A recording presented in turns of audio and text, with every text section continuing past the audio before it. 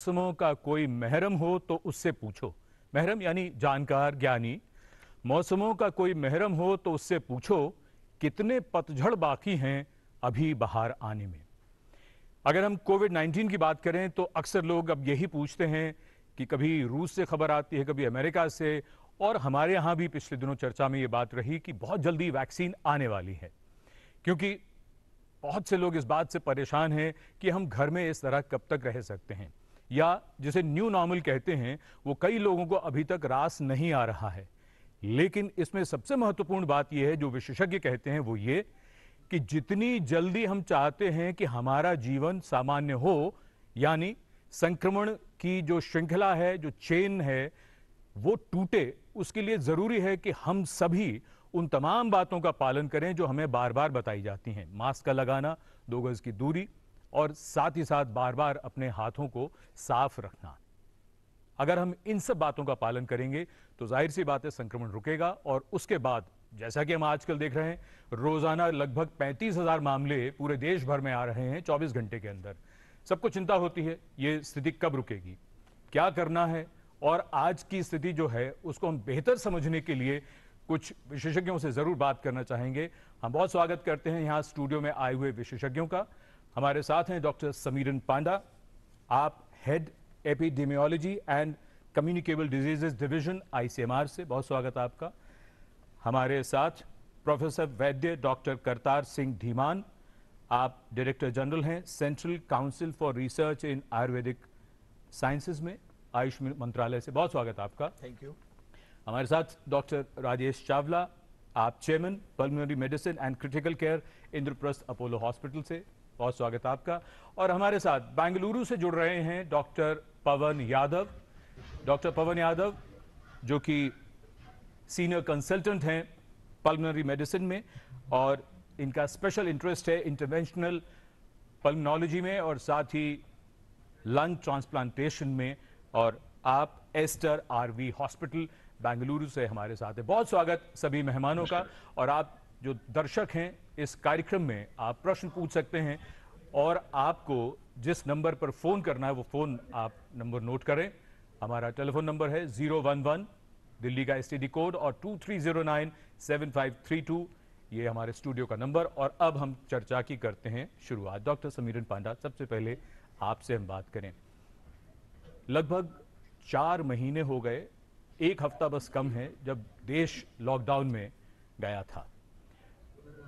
अब जबकि हमारी अंडरस्टैंडिंग कोरोना को लेकर, कोरोना वायरस को लेकर पहले के मुकाबले बहुत ज्यादा है, हम ये समझना चाहेंगे आपसे, ऐसे में जब WHO की बात आई अभी 2 दिन पहले, that the worst is yet to come, हम इसके क्या मायने समझें दुनिया के लिए, भारत के लिए?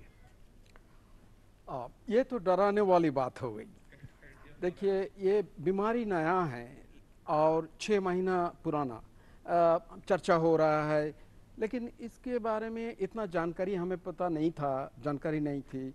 लेकिन जितना रिसर्च चल रहा है, धीरे धीरे इंफॉर्मेशन बाहर आना शुरू हुआ, तो उसी टाइम ये हमें याद रखना चाहिए और याद आना भी चाहिए कि ये एक पैंडेमिक नहीं है जो ह्यूमन सिविलाइजेशन फेस कर रहे हैं जी। तो आप 10 साल या 20 साल पीछे चले जाएंगे तो HIV एड्स लेके हम बातचीत करते थे, स्मॉल पॉक्स सभी को पता है। सो ह्यूमन सिविलाइजेशन फेस किए हैं, और ये जो कोरोना वायरस पैंडेमिक चल रहा है, इसी के बारे में बहुत ज़्यादा चर्चा हुए हैं। 1918 में Spanish flu, everybody talks about Spanish flu. Of course Spain was not responsible, Spain reported it more. So सभी ने सोचा कि वो स्पेन से ही निकल के शुरू हुआ, वो गलत है। लेकिन फिर भी इसके बारे में बहुत सारे चर्चा हो गया। क्यों मैं ये सब बोलना चाहता हूँ, HIV में हमें पता चला कि कोई डराने वाला मैसेजिंग आप करते हैं तो हमारा मन का और चिंतन का जो दरवाजा होता है, खिड़की होता है, वो सब बंद कर लेते हैं हम। तो ये इस तरीका से messaging doesn't really help. Now why is WHO saying that the worst is yet to come? So this is projection. So these are based on modeling.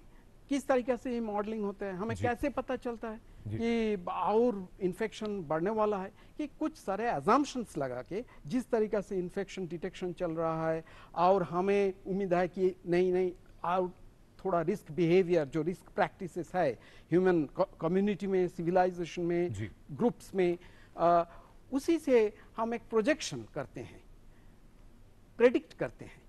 लेकिन ज़्यादातर ये प्रेडिक्शंस देखा गया कि जो एजम्पशंस जितना अच्छा होगा प्रेडिक्शंस उतना दूर तक ही अच्छा होंगे। तो अभी हमारा सामने जो चैलेंज खड़े हो गए वो है कि ये प्रेडिक्शंस को हम कैसे गलत साबित करें। जी बिल्कुल बिल्कुल। एंड नाउ सभी ने आज अखबारों में आया है, वैक्सीन के बारे में बात करता है, लेकिन वैक्सीन तो अभी है नहीं।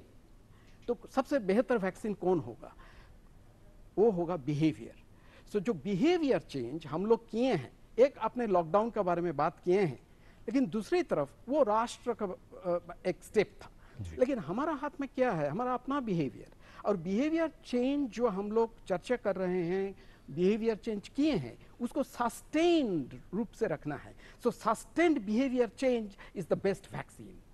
सो मैं ये कहूँगा कि ये जो WHO देख रहा है, प्रेडिक्शन किया है, प्रोजेक्शन मॉडल का रूप से रखा है कि और सारे इन्फेक्शंस होने वाला है, उसको ये एक चैलेंज का रूप से लेना चाहिए। जी, ठीक है। उसको हम किस तरीके से रोक सके, इस बात पे हम और विस्तार से भी चर्चा करेंगे। देहरादून से फिलहाल हमारे एक दर्शक हैं डॉक्टर पुनीत स्वरूप। डॉक्टर पुनीत स्वरूप, बहुत स्वागत आपका। क्या जानना चाहते हैं, बताइए।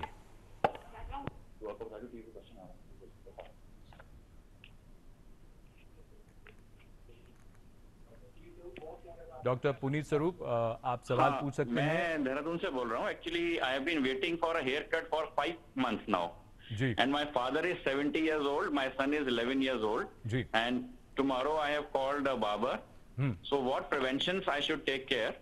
I have hired one barber and I will be having one face mask for him, face shield for him. I'll be giving him the gloves from my side. जी. And rest of the things, should I keep my fan open? Should I sit in open my lawn where fan is not there? Because currently, who has told that this disease is airborne? So should the fan be open or not? Okay. So what sort of prevention should one take care while having a haircut at his home with a barber who may be coming from a slum area? Yeah, you have a very valid question। और doctor Puneet स्वरूप, मैं बस आपसे अपनी एक बात ज़रूर share कर सकता हूं कि मैंने तो घर में ही मेरे बेटे से ही अपने बाल कटवा लिए हैं, तो मैंने इंतज़ार उस तरह से किया कि ठीक है। अब आप बताना चाहेंगे doctor Panda? This is a very important question and practical question. Yes. देखिए, मैं दूसरा दिन मेरा एक दोस्त के साथ बात कर रहा था, उन्होंने एक बार्बर को घर पे बुलाया, जिस तरीके से डॉक्टर पुनीत ने अरेंजमेंट किए हैं। हाँ, कल के लिए। Barbers are like us, they are members of the society. उन्होंने भी सोच रहा है किस तरीके से जाना चाहिए, प्रोफेशन में सभी को रहना चाहिए, लेकिन ये भी देखना चाहिए कि किस तरीके से हम appropriate protective measures ले सके। Then the barber should, and the barber, some of the barbers, I should not say, or none of us should think कि हमें पता है, barbers जो हैं, जो profession में हैं, उसको पता नहीं है, उन लोगों का भी पता है। So ये हमारा दोस्त जो बार्बर को बुलाया था, वो घर में आके हैंड सैनिटाइजर लेके आए थे, डिस्पोजेबल एंड बैग्स लेके आए थे। After haircut the discarded hair वो बैग में रख के प्रॉपर तरीका से डिस्पोज ऑफ करने के लिए। सो ये सब जरूरी है। सेकंड चीज है, बार-बार को एक मास्क इस्तेमाल करना चाहिए। So it is not only the face shield, doctor Puneet उनके फादर के लिए अरेंजमेंट किया है, लेकिन barber should also use the face mask because there will be a close proximity. जब बार-बार बाल काटने के लिए नजदीक आते हैं तो देयर इज अ चांस। और बातचीत करने का कोई जरूरी ये नहीं है कि उसी time, this is a practice. We love to चुपचाप बाल कटवाएं, बोले नहीं। और मास्क, फेस मास्क इस्तेमाल करना चाहिए, हैंड सैनिटाइजर रखना चाहिए। और ये जो एक बात डॉक्टर पुनीत ने बोला है, WHO सेड कि रिसेंटली यही तो बहुत चर्चा में आ गया कि हवा में फैलती है। ये हमें एकदम साफ तरीका से समझ लेना चाहिए कि viruses are not like dry leaves. ओ पत्ता पेड़ से गिरती हैं, सूखा वाला पत्ता, ऐसे वायरस घूम सकते हैं ये एयर में, या एयरबोर्न है, ऐसा नहीं है। Virus for it survival needs a living cell, एक कोश चाहिए, शरीर का जो कोश होता है, और वो आता है वाटर ड्रॉपलेट से। सो ये सोचना एकदम गलत है कि viruses like dry leaves can float in the air and can infect. And बाल कटवाने के समय ये पंखा चलाना ये अच्छा आइडिया नहीं है। रादर एक ओपन वरांडा जो है उधर, हाँ, खुले में बैठ के खुले में करना है। और वैसे डॉक्टर पांडा जो आप बात बता रहे थे उसमें एक बात और भी महत्वपूर्ण हो जाती है। इस लॉकडाउन में कई लोगों ने बहुत से नए काम सीखे हैं, तो अक्सर घरों में ये देखा गया है कि परिवार के सदस्यों ने ही आपस में इस तरह की खूब मदद की है और उनका हुनर इस तरह से भी निखर कर आया है। क्या कहना चाहेंगे? बिल्कुल ऐसा मैंने अपने साथ भी किया। और मैं अपने कई परिवारों को जानता हूं जिन्होंने अपने घर में एक दूसरे के वो ये काम कर रहे हैं जी। बट इसका मतलब ये नहीं है कि लॉन्ग रन में हम एक प्रोफेशन को इफेक्ट करने वाले हैं, इसका ये मतलब ना लिया जाए। This is for time being. नहीं बिल्कुल। और लोगों को चिंता जरूर होती है, जैसे डॉक्टर पुनीत को भी चिंता थी कि क्या सावधानी बरतें, क्योंकि ये सब करने के बाद भी मन में एक वहम आता है कि कहीं कुछ ऐसा तो नहीं है जो हमने सावधानी न बरती हो, हमें कोई नुकसान हो जाए। और फिलहाल श्रीराम है मध्य प्रदेश से टेलीफोन लाइन पर। श्रीराम जी, क्या जानना चाहते हैं, बताइए। जी सर, मैं जानना चाहता हूं, जैसे कि शहरों में जो अभी कोविड-19 ने जितना प्रभाव दिखाया है, ग्रामीण क्षेत्रों में तो उतना है नहीं अभी, तो क्या प्रिकॉशन अपनाए जाएं कि ये ग्रामीण क्षेत्रों में इतना ना फैले? और सर मेरा एक और क्वेश्चन था कि ये जो ग्रामीण क्षेत्र हैं इनमें इम्यूनिटी बहुत अच्छी होती है, तो क्या यहाँ पर वो प्रभाव नहीं रहेगा जो शहरों में हुआ है? थोड़ा सा ये बताने की कृपा करें। जी, आपके सवाल का जो दूसरा हिस्सा है, यानी दूसरा सवाल है, उसका जवाब पहले ले लेते हैं। वैद्य जी आप बताएं, दीवान साहब क्या कहना चाहेंगे कि गांव के लोगों को क्या सावधानी बरतनी चाहिए? इम्यूनिटी की बात करें, मुख्य कारण इम्यूनिटी से पहले आप आइए कि ग्रामीण क्षेत्रों में जो ओवर क्राउडिंग वाला जो पहलू है वो बहुत कम रहता है। उसका मुख्य कारण तो ये है गांव में कम होने का। जबकि अर्बन एरियाज में, शहरों में आप देखें तो भीड़ भाड़ वाले जो जगहें, आप छोटे से छोटी जगह पर भी जाएं तो आपको भीड़ भाड़ बहुत मिलेगी। तो जो क्लोज कांटेक्ट के चांसेस शहरों में है वो ग्रामीण क्षेत्रों में इतने ज़्यादा नहीं है। फिर भी ये सच बात है कि प्रकृति की नज़दीक जितने लोग हैं उनकी इम्यूनिटी में सच में अच्छी रहती है। वो कारण भी इसके साथ जरूर जुड़ा हुआ है। जी डॉक्टर पांडा, उन्होंने एक और बात कही थी। उन्होंने कहा कि अब शहरों में कई जगह ऐसा भी हो रहा है कि कुछ शहरों में मामले कम हो रहे हैं और गाँवों से अब कुछ खबरें आनी शुरू हो गई हैं। तो वो ये जानना चाह रहे थे क्या ऐसा होगा आने वाले दिनों में? बीमारी जिस तरीके से फैल रहे हैं और आज का दुनिया में देखा जाए तो गांव और शहर में इतना फर्क नहीं रहा। काम काज करना पड़ता है तो गांव वालों ने शहर आ जाते हैं, शहर वालों ने गांव के पास जाके कंट्री साइड में हॉलीडेज मनाते हैं। और माइग्रेंट्स लेबर के बारे में सोचा जाए कि जो लोग घर में वापस आए हैं वो ज़्यादातर रूरल एरिया से आते हैं। तो ये एक false confidence, sense of security भी पैदा कर सकते हैं कि मैं रूरल सेटिंग में हूँ तो मेरा इतना डरने का बात नहीं है। बीमारी या जो विषाणु है वो किसी को छोड़ता नहीं है, क्योंकि ये नया विषाणु है। आप शहर में रहें या गांव में रहें, विषाणु आपको पास जब आएंगे, हाँ आपका शरीर में जो इम्यूनिटी है वो तो कोशिश करेगा जरूर लड़ने के लिए। लेकिन अभी तक ये जो ह्यूमन सिविलाइजेशन है और ह्यूमन बींग्स हैं उनका पास ये जो बीमारी है ये एक नया बीमारी है। तो ये एक दूसरे को जान पहचानने के लिए कोशिश कर रहा है। हमारा जो इम्यून सिस्टम है उसका पास कोई मेमोरी नहीं है, हम लोग मेमोरी टी सेल्स कहते हैं, लेकिन वो लड़ने का जो एक पुराना एक्सपीरियंस वो शरीर का पास है ही नहीं। तो इसीलिए मैं ये कहना चाहूँगा कि ऐसे सोचना थोड़ा, मतलब वो लगता है उनको कि मैं गांव पे हूँ और इसीलिए मेरे को कोविड होने का चांस इतना ज़्यादा नहीं है, वो थोड़ा गलत होगा। तो इसीलिए उसको प्रोटेक्शन जो लेना चाहिए वो एकदम शहर में जैसे गांव में ऐसे ही, क्योंकि बीमारी एक ही माफिक फैलता है। बिल्कुल ठीक।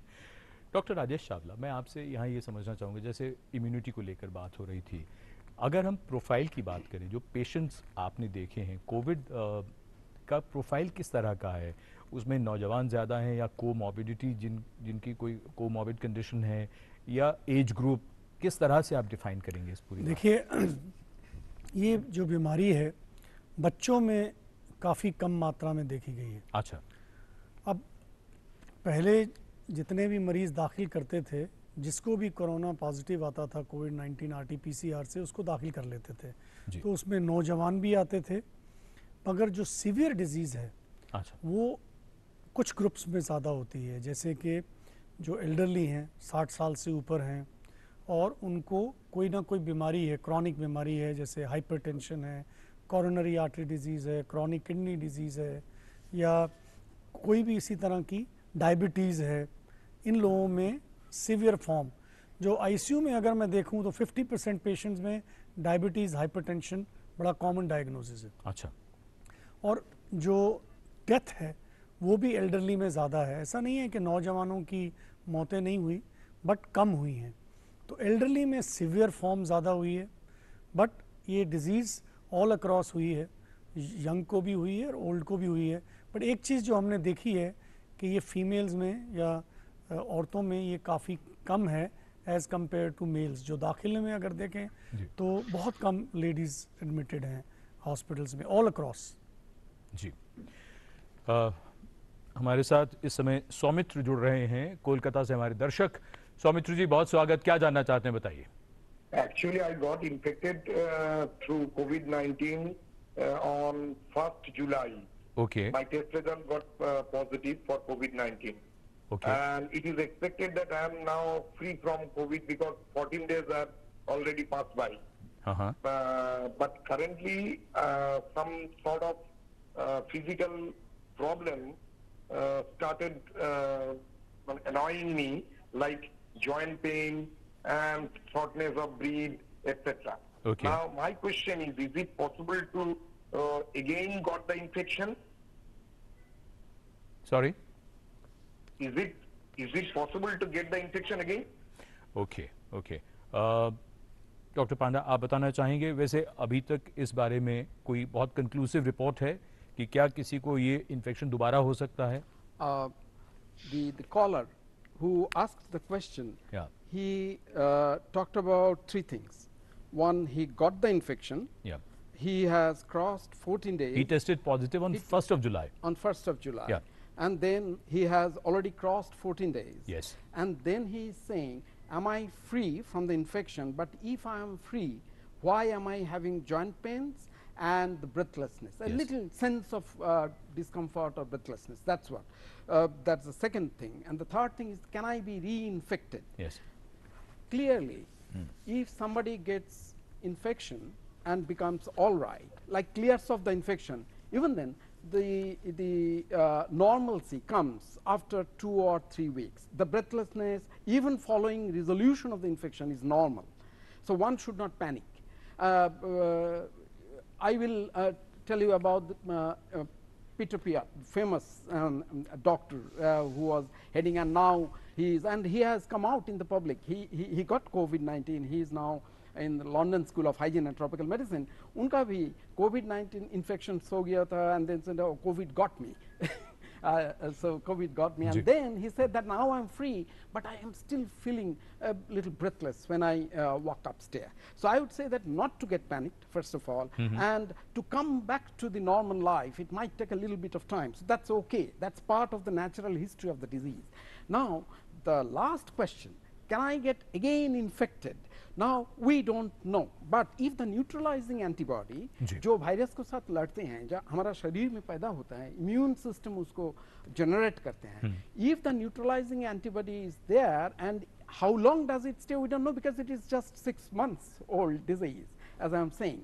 So it is expected that reinfection would be very rare if it happens at all. So I would say कि जो natural history of the disease हमें अभी पता है, अभी तक जो पता है, उसे ये पता चलता है कि कोई भी बंदा उसका कोविड-19 इन्फेक्शन हो गए और वो 14 डेज का बाद रिपीट टेस्ट करने का आरटी-पीसीआर जरूरी नहीं है। इसी बारे में मैं बोलना चाहूँगा कि ये शायद आप सुने हैं कि मैं रिपीट टेस्ट किया हूँ, मेरा आरटी-पीसीआर पॉजिटिव है, हमें डिस्चार्ज किया गया, फिर भी आरटी-पीसीआर पॉजिटिव हो रहा है। लेकिन आरटी-पीसीआर पॉजिटिव होने का माने ये नहीं निकलता है कि हमारा अंदर वायरस जिंदा है, वायरस का टुकड़ा रह जाते हैं। और आरटीपीसीआर जब डायग्नोसिस करते समय हम किया था उसी टाइम वायरस प्रोलिफरेट करता था, ठीक है, उसका संख्या बढ़ता जाता था। लेकिन जब हम अच्छा हो गए, आरटीपीसीआर पॉजिटिव आ सकता है आफ्टर 14 डेज और इवन 21 डेज, क्योंकि वायरस का टुकड़ा रह जाता है और this is an amplification reaction, so वो पोर्शन एम्प्लीफाइड होकर दिखाता है। सो डरने का बात नहीं है, नेचुरल हिस्ट्री हमें जो पता है कि एक बंदा 14 डेज बाद एसिम्प्टोमेटिक हो गया, सिम्टम्स लक्षण जो है वो लक्षण चले गए तो उनको ये मान के चलना चाहिए, लेकिन उसका जो दिक्कत रह गया उसके लिए फिजिशियंस जिस तरीके से अभी इनको 1-2 हफ्ते लगेंगे ये नॉर्मल होने में। और आपकी बात में मैं एक बात और ऐड कर दूं, किंग्स कॉलेज लंदन की एक स्टडी जो है उसके हिसाब से वो ये कह रहे हैं कि कुछ महीनों तक की तो इम्यूनिटी है, यानी कुछ महीनों तक तो दोबारा नहीं होगा, उसके बाद देखा जाएगा, क्योंकि वायरस अभी बहुत नया है। इसलिए आप डॉक्टर चावला इसमें ऐड करना चाहेंगे? मैं जरूर पूछना चाहूंगा जो इनकी कंडीशन है। नहीं, देखो जी, ये एक बड़ा करेक्टरिस्टिक है इन सब पेशेंट्स का कि पहले 7 दिन घर पे थे, काफ़ी ठीक हैं, और 7-8 दिन के बाद उनको सांस, ये फेजेस हैं, हाइपर इम्यून फेज होती है जिसमें ज़्यादातर मतलब जो पेशेंट एडमिटेड होते हैं जिनको ऑक्सीजन की ज़रूरत पड़ती है वो शुरू में नहीं होती, वो 7 दिन के बाद ज़्यादातर शुरू होती है ज़्यादातर पेशेंट्स में। तो अगर इन्होंने कहा कि ब्रेथलेसनेस हो रही है तो इनको एक तो ऑक्सीमीटर से ऑक्सीजन दिखवानी चाहिए और हॉस्पिटल जाना चाहिए। री इन्फेक्शन नहीं है, ये उसी इन्फेक्शन की कंटिन्यूम हो सकती है। सो ब्रेथलेसनेस छोटा सिम्टम नहीं है, ब्रेथलेसनेस होना, इसको उनको हॉस्पिटल लेके जाना चाहिए अपने फादर। तो इनको बिल्कुल पता होना चाहिए ऑक्सीजन लेवल्स कितने हैं और हॉस्पिटल जाना चाहिए। हॉस्पिटल जाना चाहिए। वैद्य धीमान जी, आप कुछ ऐड करना चाहेंगे, खास तौर पर जैसे ये रिकवरी फेज में बहुत लोगों को नर्व पेन्स, हेडेक और इस तरह की चीजें रहती हैं, तो क्या कुछ कर सकते हैं आप? कुछ इनको सजेस्ट करना चाहेंगे? इसमें कोई बहुत ये डिजीज का नॉर्मल कोर्स ऐसा ही सामने आ रहा है। अच्छा। इसमें सबसे पहली बात तो इससे में पैनिक नहीं होना। अच्छा। आप अपने मनोबल को नीचे ना होने दीजिए, ये सबसे पहली बात मैं ऐसे रोगियों को कहूँगा। और अपनी खान पान पे ध्यान दीजिए। आराम आपको इस फेज में, जब ये अनस्टेबिलिटी वाला जो पोस्ट कोविड जो फेज है, जिसमें आपका थोड़ा सा अनस्टेबल बॉडी फिजियोलॉजी रिफ्लेक्ट करती है, उसमें आपका आराम, नींद और खान पान उस पर पूरा ध्यान दें। और आप अगर चाहते हैं तो ये नर्व पेन वगैरह के लिए कुछ नॉर्मल से रसायन है, जैसे च्यवनप्राश है, आप ये, और दूध में हल्दी है, ये लेके आप एज ए रसायन के रूप में बहुत बढ़िया। और जहाँ तक ब्रेथलेसनेस की बात है, डॉक्टर चावला कह रहे हैं कि उनको डॉक्टर को दिखाना चाहिए, ये बहुत इंपॉर्टेंट सिम्टम है, इसको बिल्कुल भी नजरअंदाज ना करें। और फिलहाल हम चलते हैं बेंगलुरु, जहाँ डॉक्टर पवन यादव हमारे साथ मौजूद हैं। डॉक्टर पवन यादव, चर्चा में कई बातें आई हैं, आपसे हम यहाँ ये समझना चाहेंगे, और जैसा हम सब जानते हैं कि बेंगलुरु में 22 जुलाई तक लॉकडाउन है, शायद अगर मैं सही हूँ, और अगर गलत हूँ तो प्लीज़ करेक्ट कर दीजिएगा। तो आपसे मैं ये समझना चाहूँगा कि बेंगलुरु का खास तौर पर क्या एक्सपीरियंस है कोविड को लेकर और तैयारियों को लेकर, क्योंकि बहुत से लोगों के मन में कुछ समय पहले तक ये एक प्रश्न रहता था कि अगर हमें लक्षण आए तो हम टेस्ट कहाँ कराएंगे, टेस्ट हो जाएगा तो फिर उसके बाद हमारा इलाज कहाँ होगा, अब क्या हम घर में रह सकते हैं या अस्पताल में रहें, क्या करें और सुविधाएं कैसी होंगी? आपका क्या एक्सपीरियंस है, जरा हमारे दर्शकों के साथ शेयर कीजिए doctor Yadav. So if you look at the national figures, the recovery rate has been around 63.33%, okay? Yes. And the overall mortality rate has been only 2%. So as of now, the figures seems to be promising. As far as Bangalore is concerned, we have been seeing the increased number of cases. So पिछले 1-2 हफ्ते में number of cases ज़्यादा बढ़ रहा है. So government has brought in lot of initiations, especially for home isolation precautions, and अभी उसके लिए नया guidelines भी आ गया है. जी. Up to 80% of the people जिनको जो COVID positive आता है, उनको अगर maybe they will be asymptomatic या mildly symptomatic रहते हैं, जिनको हम लोग घर पे ही मैनेज कर पाएंगे. तो अभी हॉस्पिटल के लिए पेशेंट्स जिसको ऑक्सीजन की मात्रा कम है, सैचुरेशन कम हो रही है, या पेशेंट्स हु आर एल्डरली और पीपल विद मल्टीपल कोमॉर्बिडिटीज जैसे कार्डियक प्रॉब्लम है, हार्ट प्रॉब्लम या दूसरे कुछ कोमॉर्बिडिटीज है, उनको शायद हॉस्पिटल में रहने का ज़्यादा ज़रूरत पड़ सकता है, मतलब मॉडरेट या सीवियर केसेस या mild cases with multiple problems in whom the COVID can become more severe and the mortality can be very high. So यहाँ पे triaging का जब बात होती है, so patients when they become COVID positive, they have a lot of these doubts as to कि करना क्या है हमको. So we have to reiterate this fact that 80% of the patients will have asymptomatic or mild cases who recover without much of issues. Especially people who are young and healthy can stay at home while following all the precautions and home isolation precautions. यहाँ पे Bangalore में we have BBMP, which is the government organization which is taking care of this in a very phased and proper manner. So they will घर पे जाके visit करेंगे, वहाँ पे home isolation का क्या फैसिलिटीज हो सकती है, वहाँ पे उसको प्रॉपर्ली फॉलो कर सकती है कि नहीं, उसको असेस करेंगे, उसके बाद उनको फिजिकली एग्जामिन करेंगे, अगर वो वहाँ पे एलिजिबल है तो उसको होम आइसोलेशन के लिए एडवाइस करेंगे, उसके बाद उसको रेगुलरली फॉर नेक्स्ट 17 डेज उनका oxygen level, saturation, temperature, all this things regularly monitor किया जाएगा. अगर इन टाइम में अगर ऑक्सीजन की मात्रा बहुत कम हो गया, हॉस्पिटल में आने का जरूरत पड़ेगा तो हॉस्पिटल में डेफिनेटली शिफ्ट कर सकते हैं, but most of the people can recover at home itself. अगर ऐसे होम आइसोलेशन जिसको हम लोग एडवाइस करते हैं, because of any reason, okay, if they can not, अगर घर पे आइसोलेट नहीं कर पाएंगे तो उनको हम लोग कोविड केयर सेंटर है, अभी गवर्नमेंट का भी है कि प्राइवेट का भी है यहाँ पे कर्नाटका में, तो वहाँ पे कोविड केयर सेंटर में इनको हम लोग भर्ती करवाएंगे, तो वहाँ पे उनको मॉनिटर किया जा सकता है, और वहाँ से अगर कोई दिक्कत हुआ, ऑक्सीजन मात्रा कम हुआ तो हॉस्पिटल में हम लोग शिफ्ट कर सकते हैं. डॉक्टर यादव, एक बात मैं आपसे पूछना चाहूँगा, आपने होम आइसोलेशन की बात की, बड़ी इंपॉर्टेंट बात है. अगर कोई व्यक्ति जब पॉजिटिव हो जाता है तो पॉजिटिव होने के बाद क्या ये चॉइस उसकी होती है कि वो होम आइसोलेट होगा, या अथॉरिटीज़ की होती है, या ये म्यूचुअली डिसाइडेड होती है? किस तरह से तय होता है कि किसको होम आइसोलेशन में रखा जाएगा? अभी जैसे नंबर्स बढ़ता जाएगा, we have to understand increasing the number of beds in the hospital will not be the solution for this problem. Absolutely. Because the number of doctors, number of nurses, and the number of people working in the hospital, this number is going to be limited. इनका मात्रा तो हम लोग तुरंत बढ़ा नहीं पाएंगे, है ना. हॉस्पिटल में बेड की संख्या बढ़ाने से प्रॉब्लम सॉल्व नहीं हो पाएगा. सो ये रिसोर्सेज जो है हमारे पास लिमिटेड रहेगा. तो इसके लिए जिनको इसका एब्सोल्युटली जरूरत है, हॉस्पिटल में आने का जरूरत है, जो पेशेंट सिक है, जिनको ऑक्सीजन की मात्रा कम है, तो उनको डेफिनेटली हॉस्पिटल का बेड्स को यूटिलाइज करना पड़ेगा. ज्यादातर जो पेशेंट 80% पेशेंट जो माइल्ड प्रॉब्लम्स है या सिम्टोमेटिक प्रॉब्लम्स सिम्टम्स रहेगा, तो उनको घर पे मैनेज करना पड़ेगा. सो इनिशियली यहाँ पे जिसका भी रिपोर्ट पॉजिटिव आएगा, the government will go to that, उनके घर पे जाएंगे, उनको असेस करेंगे वहीं पे. उसके बाद government is monitoring the situation very strictly. So उनके पास रियल टाइम डेटा है कि कौन सी हॉस्पिटल में कितने बेड्स है, कौन सी कोविड केयर सेंटर में कितने बेड्स है. So they have all this live data with them. So वो लोग डिसाइड करेंगे कि इनको घर पे रखना है कि कोविड केयर सेंटर में भेजना है या कोविड डेडिकेटेड हॉस्पिटल में भेजना है.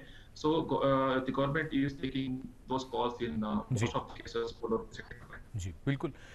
डॉक्टर यादव, आपसे आगे भी हम चर्चा करेंगे, और सबसे बड़ी बात, जो महत्वपूर्ण बात जो आपने कही कि सभी को अस्पताल में जाने की ज़रूरत नहीं होती, और सबको ये बात भी समझनी है कि अगर, और दुनिया भर से ये स्टडीज़ के ज़रिए ये बात सामने आ रही है कि जो सावधानियां बताई गई हैं अगर हम सब बरतें तो फिर हमको कोरोना नहीं परेशान कर पाएगा. कहने का मतलब ये है कि ये सावधानियां वैसे तो बड़ी मामूली दिखती हैं, लेकिन इनका असर बहुत ज़्यादा है. क्या है सावधानी? ज़रा एक संदेश सुन लेते हैं. अरे बबलू, लॉकडाउन खुलते ही टहलने निकल पड़े. महामारी अभी फैली हुई है. सरपंच जी, टहलने नहीं, काम पे वापस जा रहे हैं. तुझे डर नहीं लगता वायरस पकड़ लेगा? पहले थोड़ा बहुत डर लगता था, फिर पता चला कि अगर मैंने पूरी सावधानी बरती तो ये बीमारी होने की संभावना कम है. सबसे महत्वपूर्ण है ये मास्क. काम पर मास्क हमेशा पहनूंगा, समय समय पर हाथ धोता रहूंगा, और दूसरों से हर वक्त कम से कम 2 गज की दूरी बनाए रखूंगा. खुद को, दूसरों को और अपने परिवार वालों को भी सुरक्षित रखूंगा. अरे भाई, मेरी जिम्मेदारी बनती है तुझे चेतावनी देना, सो दे दिया. जब देश के मेडिकल और स्वच्छता कर्मचारी रोज कोरोना वायरस से लड़ने का काम कर रहे हैं, तो हमारी भी तो जिम्मेदारी बनती है अपना काम करने की। बबलू तुझे कुछ हो गया तो? हजारों लोग इस बीमारी को हराकर ठीक हो चुके हैं, और अगर किसी कारण मुझे ये बीमारी हो भी जाए तो सरकार ने अस्पताल में हमारे इलाज के लिए पर्याप्त व्यवस्था कर रखी है। ये घबराने का वक्त नहीं, एक दूसरे का हौसला बढ़ाने का वक्त है। अरे ऐसे क्या देख रहा है, तू काम पे जाएगा, मैं नहीं जाऊंगा, नाक नहीं कट जाएगी मेरी। चलो मास्क। हाँ मास्क मास्क। अरे नाक तो ढक लो। हाँ कोरोना वायरस से हमें लड़ाई जारी रखनी पड़ेगी, पर उससे डर कर नहीं, पूरी सावधानी के साथ डट कर चलिए। रुकी जिंदगी को आगे बढ़ाएं, देश को आत्मनिर्भर बनाएं। जय हिंद। ये जो संदेश में अक्षय कुमार जो कह रहे थे नाक तो ढक लो, ये बड़ी महत्वपूर्ण बात है, क्योंकि हमें से बहुत से लोगों ने देखा है लोग मास्क लगाते हैं लेकिन उसको नीचे कर लेते हैं, नाक के नीचे। हम सबको ये ध्यान रखना है। उस संदेश से ये बात और भी जैसे कहते हैं रेखांकित हुई। चर्चा को आगे बढ़ाएं उससे पहले शैलेंद्र हैं उत्तर प्रदेश से टेलीफोन लाइन पर। शैलेंद्र जी बहुत स्वागत आपका, क्या जानना चाहते हैं बताइए। श्रवण जी माफ कीजिए जी। हेलो, मैं शिवेंद्र बोल रहा हूँ वाराणसी से। शिवेंद्र जी जी सवाल पूछे शिवेंद्र जी। जी मेरी क्वेरी ये है कि इंटरनेट पे इस समय बहुत से आर्टिकल हैं कि कोविड इन्फेक्टेड इंडिविजुअल का ब्लड ऑक्सीजन कैरिंग कैपेसिटी कम हो जाता है, तो क्या ये एसिम्प्टोमेटिक और सिम्प्टोमेटिक दोनों ही तरह के पेशेंट में ऐसा होता है कि उनका ब्लड का ऑक्सीजन कैरिंग कैपेसिटी कम हो जाता है? और क्या पल्स ऑक्सीमीटर की रीडिंग को फर्स्ट इंडिकेशन माने अगर ब्लड ऑक्सीजन कम होता दिख रहा है तो, कि कोविड इन्फेक्शन का फर्स्ट इंडिकेशन इसको माने? और दूसरा ये कि मार्केट में मिल रहे ये पल्स ऑक्सीमीटर कितने रिलायबल है, क्योंकि इस समय सभी मेडिकल शॉप्स पे ये पल्स ऑक्सीमीटर अवेलेबल है, तो इन पे कितना रिलाय किया जा सकता है? बहुत अच्छे सवाल हैं आपके शिवेंद्र जी। डॉक्टर चावला क्या कहना चाहेंगे? देखिए, ऑक्सीजन कैरिंग कैपेसिटी बीमारी पे डिपेंड नहीं करती, oxygen carrying capacity haemoglobin level पे डिपेंड करती है। तो कोविड-19 में ऑक्सीजन कैरिंग कैपेसिटी नहीं खराब होती। इन व्यक्तियों में जो हमारे सांस जो एल्वियोलाई होते हैं, जो लंग टिश्यू होता है, उसमें ऑक्सीजन हवा से ब्लड में जाने में दिक्कत आती है, जिससे कि ऑक्सीजन कम हो जाती है। ऑक्सीजन इसलिए कम नहीं होती कि carrying capacity, oxygen carrying capacity उतनी ही रहती है, ऑक्सीजन का एक्सचेंज इफेक्ट होता है। बिकॉज लंग में इन्फ्लेमेशन होती है, उससे ऑक्सीजन ब्लड के अंदर नहीं जाती और शरीर के अंदर ऑक्सीजन कम हो जाती है और उससे सांस फूल सकता है, डिस्ट्रेस हो सकता है। ऑक्सीमीटर से देखो तो ऑक्सीजन कम आती है। एक और चीज़ जो हमने देखी है खास करके कोविड-19 में, कि इसमें ऑक्सीजन कम होने पे भी मरीज़ को सांस नहीं फूलता है।